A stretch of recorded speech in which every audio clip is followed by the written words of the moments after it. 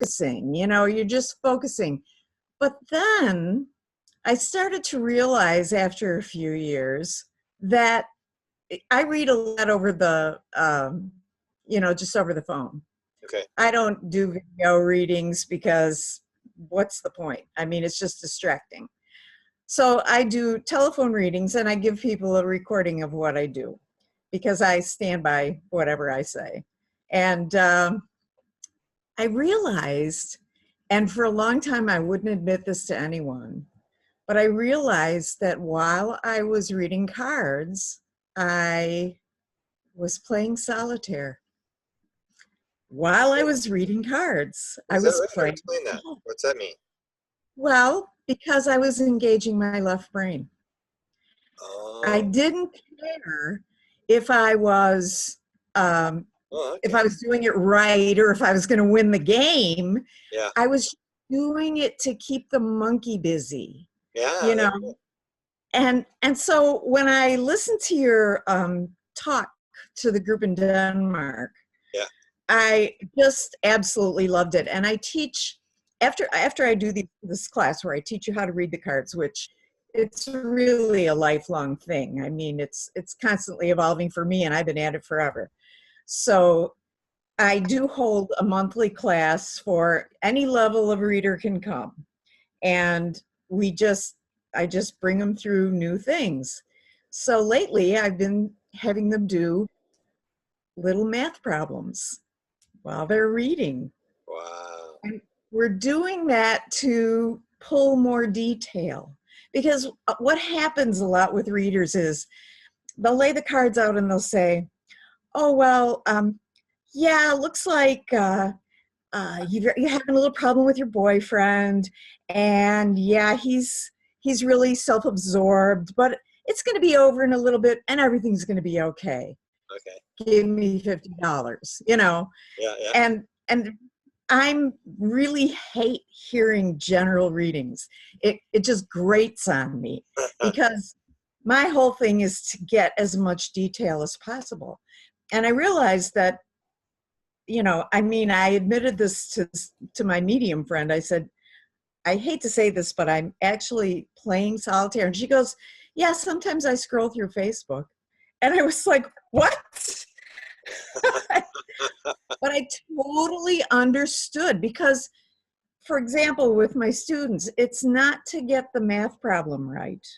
In fact, it's not to even get to the end of the problem. It depends on how proficient they are in math, how complicated the problem's going to be. But I just want that monkey to not be driving the car. I just want him to just play in the back seat with his little number game. Wow. So that the rest of your right brain can get down deep. And I mean, I've been doing it for a long time. I just, so you know, I was just recently doing a presentation somewhere, and people in the audience were standing up and going, you're the most accurate psychic I've ever gone to. So just to say. But again, it's not for nothing. I've been reading for a long, long time. And it's not, I was worried when I started doing solitaire. I was worried that I was actually burning out. I thought, oh, you must be burning out because you're not paying attention and you're not giving your best. And yet people call me back and they go, 18 months ago, you told me that I was going to meet somebody who is just like a sprite. And then it turns out the person's name is Sprite. Seriously, that actually happened. So, wow. Yeah, so it's just something that I stumbled on, and I was embarrassed about it. I thought I was burning out. I wasn't giving my best. And then I listened to your talk, and I was like, oh my God, I've been doing it right. This is actually a better way to read than what I was doing, which, this is the biggest problem when you teach people to read the cards is they get all this head knowledge and then they can't let the story just kind of comes up out of the cards. They can't do it because they're imposing all these, facts onto the cards. Yeah. And so the whole idea is to let the cards tell the story, but the story can be really boring and it can have absolutely no detail depending on how much you've read in your lifetime, and maybe the person you're reading for is really boring. It's happened. but really, it just boils down to doing it over and over and over again, and you start to go through different phases of how you read. So, and I wanted to tell you something else. Okay. You had said in your email that Bashar called tarot cards permission slips. Oh, yeah. And I have to tell you this because I cracked up so hard when I read that. So I used to help people in metaphysics get their little homebrew business online. And so I was working with this guy in New York, and the name of his business was GKT, which stood for Gary Karp Tarot. It was just his name and tarot. And nobody knew what it meant, and he wasn't getting any business. And I said, we really have to change the name of your business. And I said, my experience is people call me up because they already know what they're supposed to do, but they want to hear it from somebody who couldn't possibly know the answer. And so I said, why don't you call your business Permission Granted? And he did. So, wow. I see. Yeah. So I'm trying to, maybe you can give me an idea. You say it comes out of the cards. So is this like a sense where it's sort of coming in your head, this is right, it's a feeling, it's a voice, or how would you describe what's happening in the process? First of all, you do have to have some kind of knowledge of what the card symbolism is. Okay. And then each place that you put a card, each of those places has a meaning. So this will be the past, this will be the present, this will be the future, this is the thing that's vexing you, this is the secret you don't tell anybody, this is the face you show the world, those kinds of things. What's going to happen in the near future, final outcome, that sort of thing. So if you can take maybe you'll use the classical interpretation of the card, or maybe you'll say, well, this card is pentacles and this doesn't seem to be about money, so pentacles are the earth sign, so maybe it's something that's very earth grounded, and so you just have to kind of play with the images, but because of the way you lay them out, they're already telling you a story. Once you've done it for a while, the story starts to unfold. Now, I'll be honest with you, sometimes I lay out the cards and there's nothing there. And I'll tell you a quick story. I had just met this woman. We were telephone friends. This was the second time I was reading for her. And we're chit-chatting away, and I thought, well, I'll shuffle and I'll just lay the cards out, and when she's ready, we'll do it. So I shuffled, laid the cards out, looked at the cards, and it was something, her boyfriend's health. And I thought to myself, this reading is for her. She wants to know about her, So what I'm going to do is I'm going to take these cards and I'm going to put them on the desk, and I'm not even putting them back in the deck. I'm just going to put them over here. And I'll shuffle some more and I'll lay out some more cards. And I laid out some more cards, and it was something, her boyfriend's health. So I said, we really need to get into this reading because something weird is going on. This had never happened to me before. So I told her all these things. I said, he's had a health problem his whole life. This is from his childhood. He needs to get to the doctor. If you have to lie to him. But get him to the doctor right now. He needs to do this right now. Well, I didn't hear from her again for 10 days. And 10 days later, she called me and said that he passed away.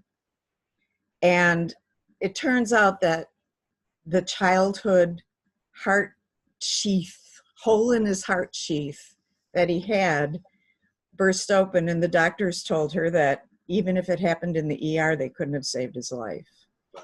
And she said to me, I feel like the reason you were supposed to tell me that, like it kept coming up in the cards, was so I would be prepared. And she wrote a book about her relationship with him. She didn't use my name, but she told the story of this strange little chapter in it because she felt prepared. She felt like she knew when it happened that she had been forewarned, or I don't know, let in on the story. So when you look at the cards and they start to tell a story, you know, you can start to fall into that story, or sometimes there's a card in there and it doesn't fit the story, so you just ignore it. Or sometimes the reading ends on a really negative note. And my personal feeling is if you drop somebody off in a dark alley, you should not be doing this for a living. And so I basically just keep setting out more clarifying cards until I can see the light at the end of the tunnel so that I can tell them what it looks like. Look for this to happen. Look for that to happen. You'll know you're on the right path for this to be over, you know, because some people are going through some really tough stuff. Yeah. And so tell me a little bit about the course, and maybe I can sort of reference your course. Your course is done, you said, once a month, and you're teaching people. Can you explain what that's all about?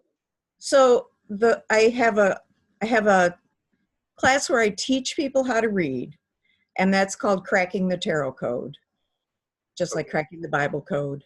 Okay. Dumped on that.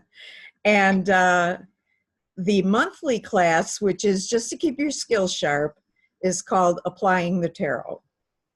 And whoever shows up, whatever levels they are, we deal with it. And, you know, sometimes we just have fun. We predicted the Oscars. And by the way, we really were bad at it.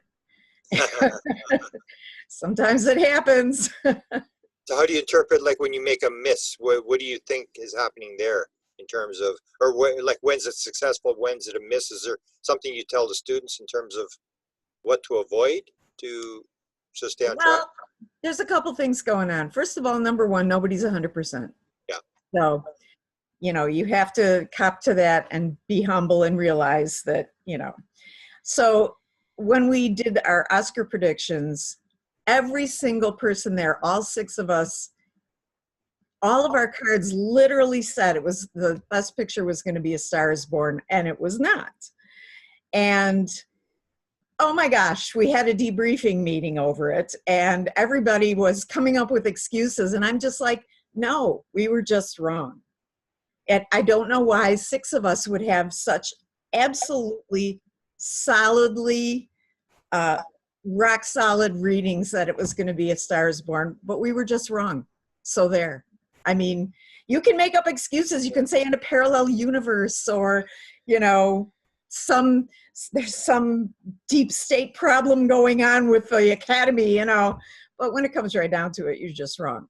On the other hand, and I heard Lance, who did Third Eye Spies, who just created that documentary about remote viewing. Yeah. I heard him in an interview. Who was he with? Maybe Rich Dolan. And he said that consciousness is interactive. And he said, so if you go to a card reader and the card reader says to you, oh boy, you better watch out. It looks like you're going to be really accident prone, and it's not a good idea to put yourself in situations where you could get hurt. Well, you get a vote, is the way Lance put it. He said, you get a vote. You get to say, I'm going to be extra careful now. And Rich Dolan said, and here all this time I thought that the reader was just wrong. But no, the reader was right, and you participated in the reality instead of just being a victim of reality. Okay. So there's a lot of ways to look at it. And so where does the courses online, or where do you host the No, course? actually, I do them face to face. I don't really know how I can teach them online because I pair people up at the second half of the class. It's an all-day workshop. Oh, you're doing it in person. Okay. Yes, and the reason is because in the second half of the class, people read for each other, and I've got to be able to see their cards and see where they're coming from and coach them, and I can't coach them if I can't see what they're doing. Oh, you got So what is that many people in, like, where are you, in Illinois, or where are you at? I'm in, yeah, North Central Illinois. Okay, and you're in a major metropolis, or? Actually, I live in a log cabin on a lake in the woods, Oh my goodness. but it just so happens that I also host a networking event for metaphysicians and alternative practitioners every year. So people Explain that. know, okay, well, people know who I am because of this. You know, gosh, I get so many friend requests every day. It's kind of funny. I don't accept everybody Yeah. because I want to see somebody who's in my groove. You know, I don't want to just take anybody. But anyway, so what this is I have a lot of psychic friends.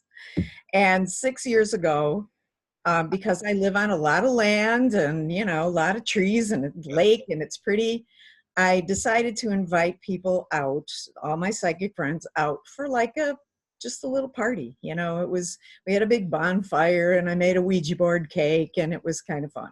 Wow. So the second year, um, was more interesting because I had found a storyteller, you know, a professional storyteller, and I didn't know he was one of the best storytellers in the world, but he agreed to come and tell a story for free. Just come and tell a story Yeah. in the middle of nowhere. Okay. So I said, well, will you tell a story about fairies? Because I have this area behind my house that I call the wild space. I don't know if you've ever read any Findhorn stuff, but in Findhorn, Scotland, the fairies were telling this couple how to grow food in this wasteland that they were living at on the beach, horrible weather, northern Scotland. Okay. Yeah. And the fairies said, we'll help you grow whatever you want. And they had award-winning food that they grew. But you have to leave a wild space for us so we can unwind, a place where there's no rules. So Okay. I have this huge wild space. So I said to the storyteller, why don't you stand in front of the wild space? Because that's where the fairies live, whatever, you know, whether you believe or not, I don't know. It doesn't matter to me. And tell us a story about fairies. Well, he told us a story that was so riveting. At the end, I asked people how long they thought it lasted. They would say, oh, 30 minutes. It was a 5-minute story. Wow. That's how good he was. But at the end, one of the psychics in the group, and this woman is a walk-in soul. So she was born with one soul and another soul came in. I'm a huge skeptic, Grant, and I had to get to know her in order to accept this.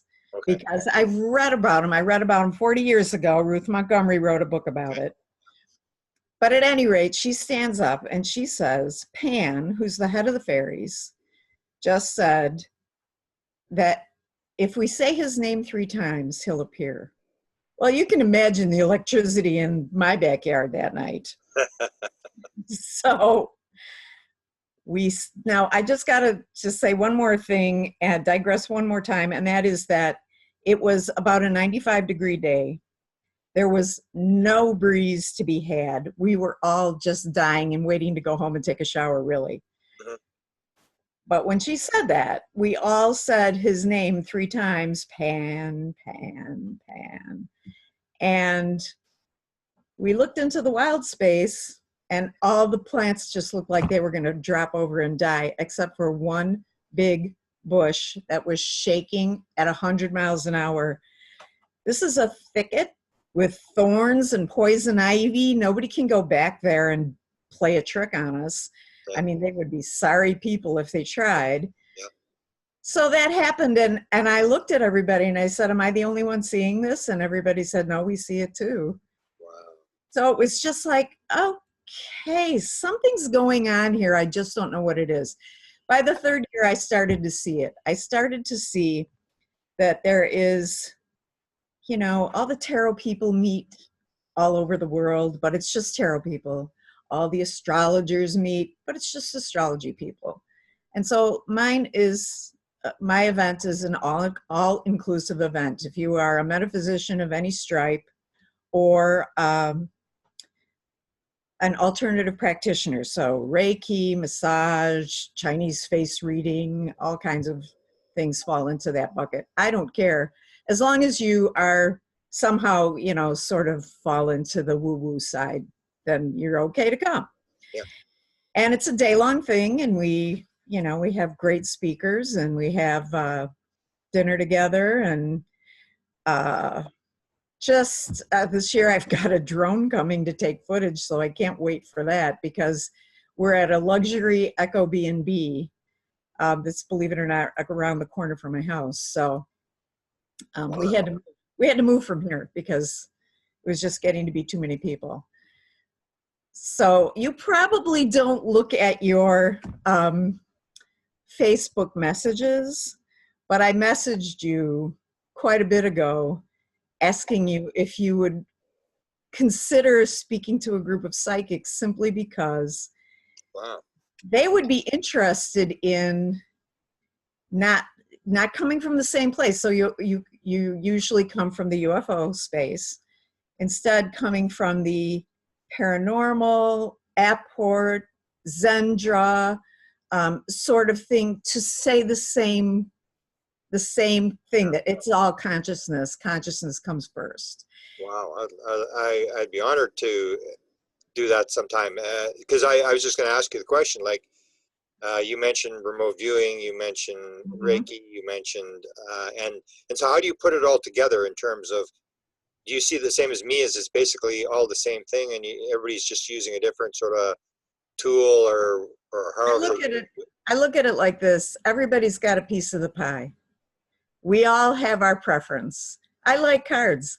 Yes, I can read without the cards, but I like them and I like to use them. And so I always have some with me, and I can just use them on the spot. But I was at an Abraham conference, and I'm not an Abraham fan at all. But my sister dragged me there, and I was sitting next to a woman, and I told her, she asked me what I did. I told her I read tarot. She said, well, can you do a reading for me right now? And I was never put on the spot like that. And I said, I could feel that I could get into that space. So I said, yeah, I'll do it right now. And so I read for her. She paid me. It was great. Wow, you're fascinating. I mean, I'm just intrigued with all this. When you get into like the channelers, I just posted a thing on Bashar today, and I saw. And I'm into. I've sort of come to this because, as you may know, my story. I was doing the UFO stuff, but I've sort of moved away from it because of an experience I had.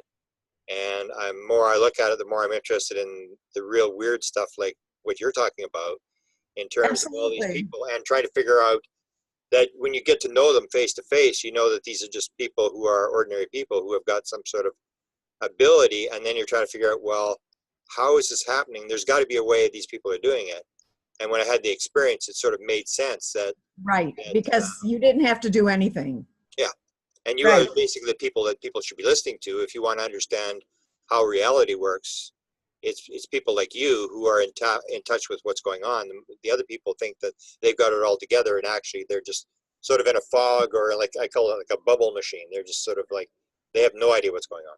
Well, what's interesting is when people meet me as a psychic person, they're always afraid that I'm secretly reading their minds while they're not, and my attitude is, look, you're not that interesting. That's one.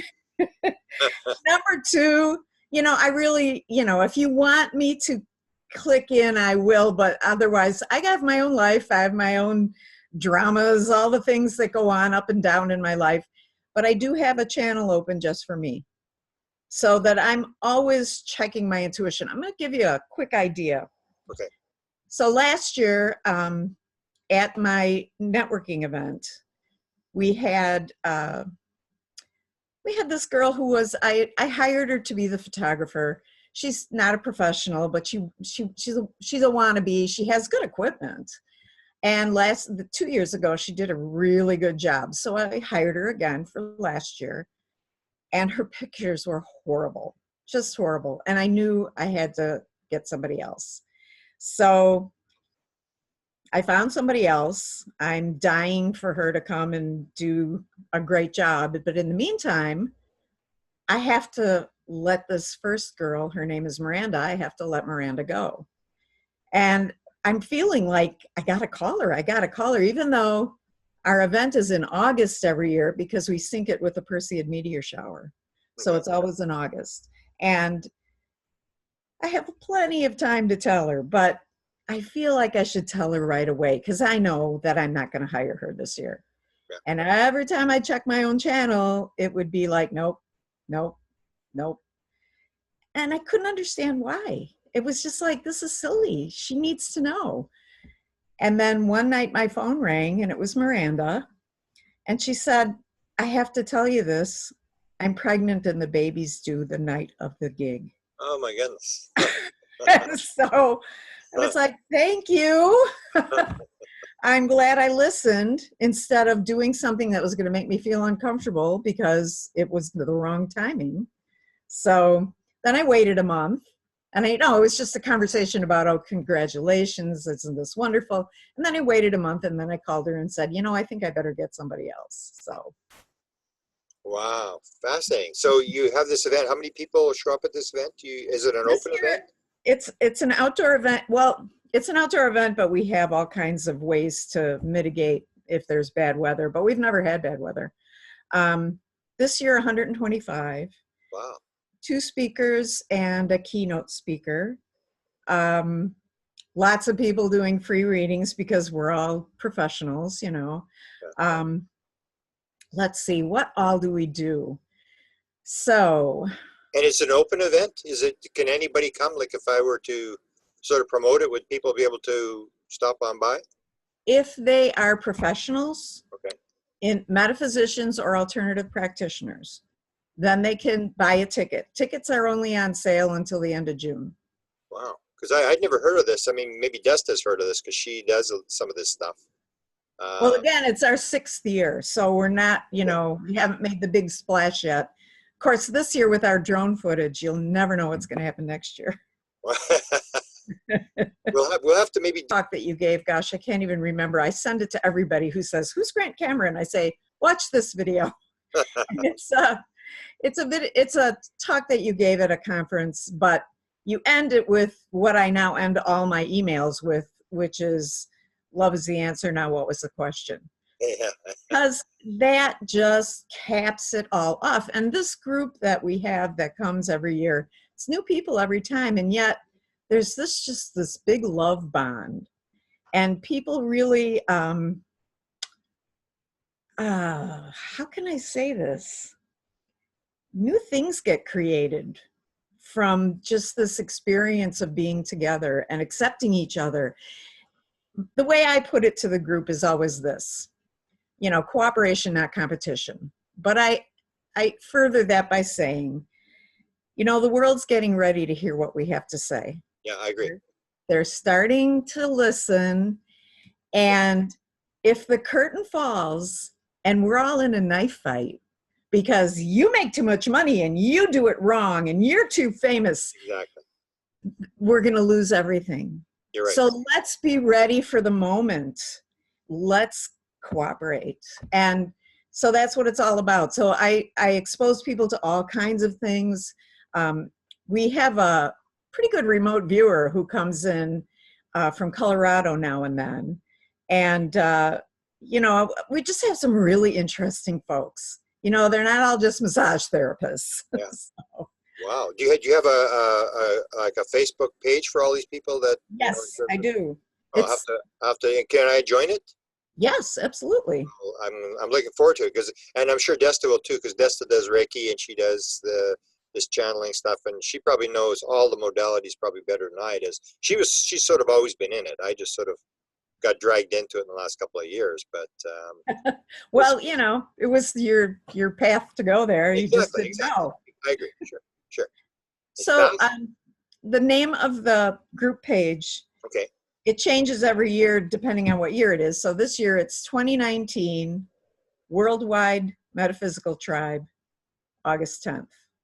So that Okay. way people know the date and it's all dialed in. And there's 4 years of pictures and posts if you feel like scrolling that far down. So Oh, yeah. Because I'm sure I would learn a lot from just following the postings in terms of people, and because that's what I'm basically looking at now, because I've never done any of this kind of stuff, is when I realized this thing that people are using these tools, and I sort of realized, oh, that's, it sort of made sense. And so now I'm starting to go after this stuff and learn about this stuff. And yeah. I knew it existed, and I didn't doubt it existed, but it just wasn't in my sort of my view at the time. Well, the problem is that, we have been brainwashed into thinking that we're crazy Yeah. and, what we do is satanic. And Yeah. so, we're for years, okay, I started reading in 1986 professionally. Okay. Yeah. So you just didn't tell people this. It was the hardest. Well, there was no social media, there was no internet, Yeah. but it was the hardest thing in the world to have a business because everything was word of mouth and you were afraid to tell people what you did, So now it's a completely different world, and everybody's trying to out psychic each other. So who'd have thought? I never thought that would happen. Interesting, because we probably will have the book done before August. We're just sort of putting, a lot of it was sort of already together.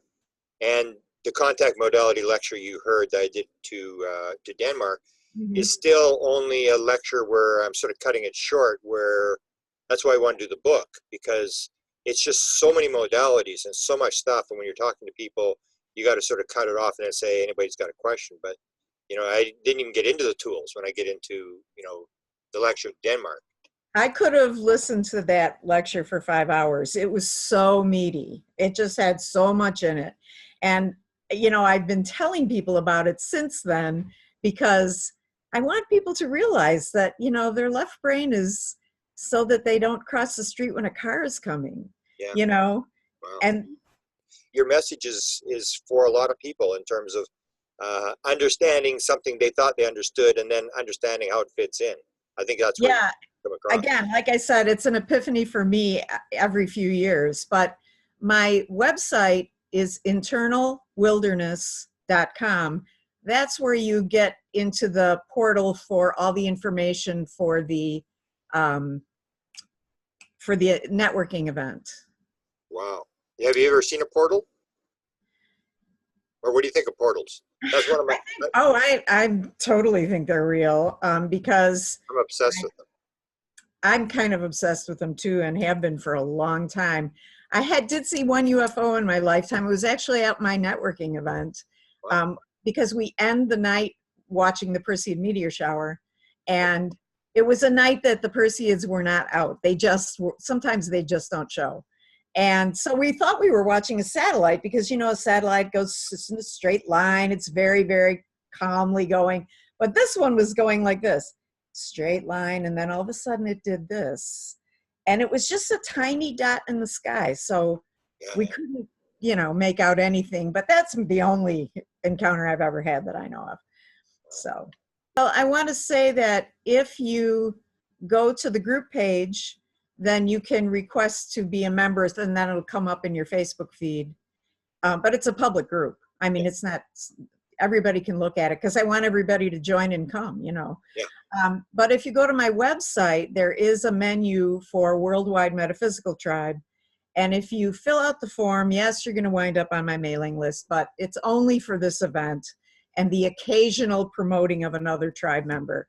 But it's nothing to join. It's free. It just, when you do that, then you get all my emails and you see how it works. And because we have lodging, we have, I have an Airbnb plus the B&B we're at.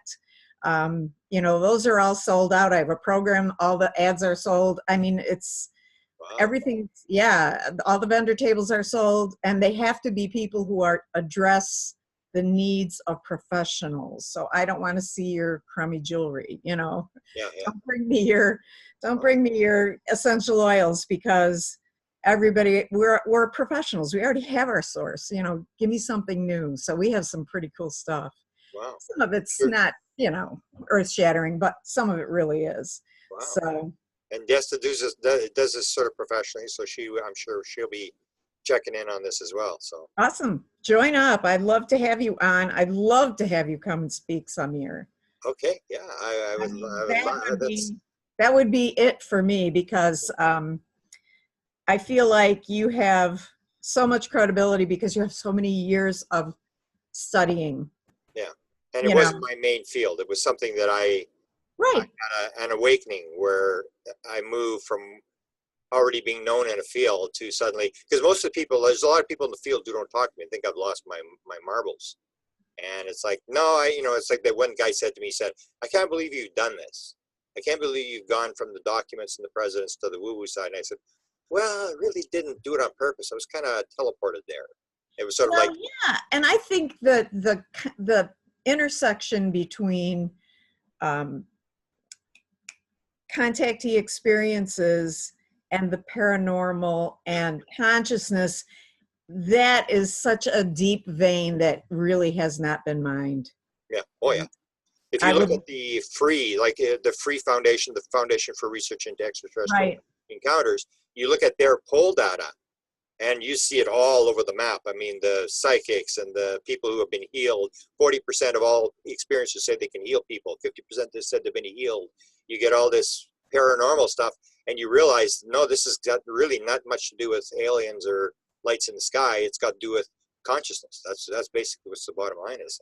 How about the abductees who ask the aliens, are you really aliens from another world? And they say, no. No, no, yeah. Where are they from? What is this? What is this all? To me, that is a huge subject that just, I don't think there's probably any bottom. Beautiful. So